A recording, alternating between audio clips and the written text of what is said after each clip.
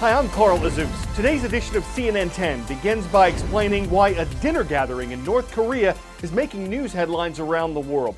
There's a lot that's unknown about the nation situated between China and South Korea. For decades, its secretive communist government has completely controlled the media, the economy, the nation's industry. And experts say that since he took power in 2011, North Korean leader Kim Jong-un has kept himself pretty closed off as well, rarely meeting with people who aren't from North Korea. That's why this dinner we're telling you about is so significant. A high-ranking group from South Korea's government, including its national security leader and its national intelligence leader, traveled to North Korea's capital for talks with Kim Jong-un. This is thought to be his first face-to-face meeting with South Korean officials, and it's part of a series of friendlier interactions between North and South Korea since officials from the two sides began talking again in advance of the Winter Olympics. It's also a major contrast to what happened last year when North Korea conducted weapons tests that the international community considers illegal, and threats were exchanged between North Korea and the U.S., an ally of South Korea. But America and South Korea say their priority is getting the North to give up its nuclear weapons program. And while some experts are encouraged by the talks on the Korean Peninsula, others are doubtful about whether they'll lead to any lasting peace. So they're being watched very closely worldwide. Another interesting news event concerning the U.S. and a nation in Asia, an American aircraft carrier has arrived near Vietnam for the first time since the Vietnam War ended in 1975. The USS Carl Vinson and its 5,000 sailors and pilots are scheduled to stay off Vietnam's east coast for a few days.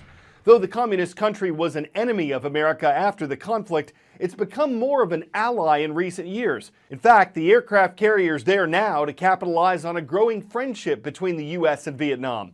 One reason for that, and another reason for the U.S. ship's visit, is China.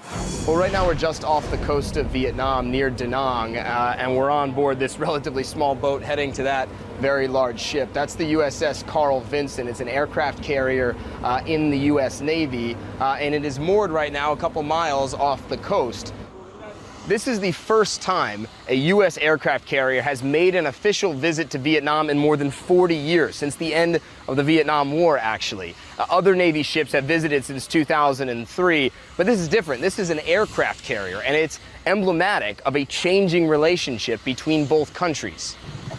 Trade, for example, has exploded between both sides, and of course both sides have been cooperating on security as well. It was just in 2016 that President Obama lifted an arms sales embargo on lethal weapons to Vietnam, and it was a major sign that the bilateral relationship had progressed to friendlier terms, and that does appear to be continuing under President Trump. The president visited here last year. Secretary of Defense Mattis was just here in January, and the ambassador to Vietnam says he hopes to keep that momentum going.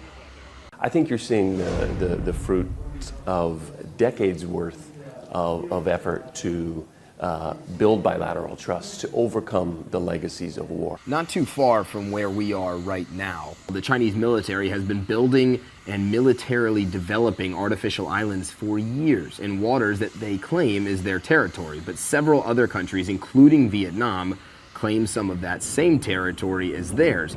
And the U.S. doesn't recognize the Chinese claims either. Vietnam, more than most countries in this region, has shown a willingness to stand up to Chinese territorial claims in the South China Sea. And in the government here, the United States likely sees an ally in this part of the world in regards to this particular topic. That is part of the reason why this aircraft carrier is docked here right now. This is a projection of U.S. military might, able to go to all corners of the globe. And analysts tell CNN that this is absolutely a message to China. That message being the U.S. military is here to stay in this region, and that they are willing to team up even with old foes to combat what it sees as a growing threat from Beijing. Matt Rivers, CNN, aboard the USS Carl Vinson off the Vietnamese coast.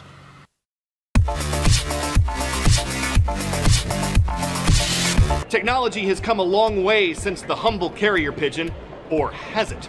The animal, also known as a homing pigeon, has been used for centuries to quickly and reliably carry information over hundreds of miles. How reliably?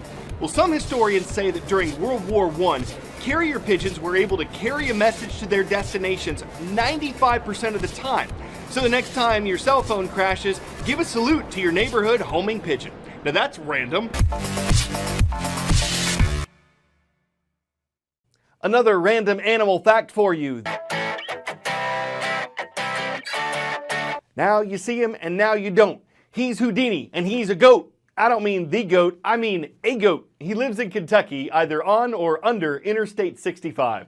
And he's called Houdini because whenever someone calls law enforcement to get the goat, he is vanished by the time they get there.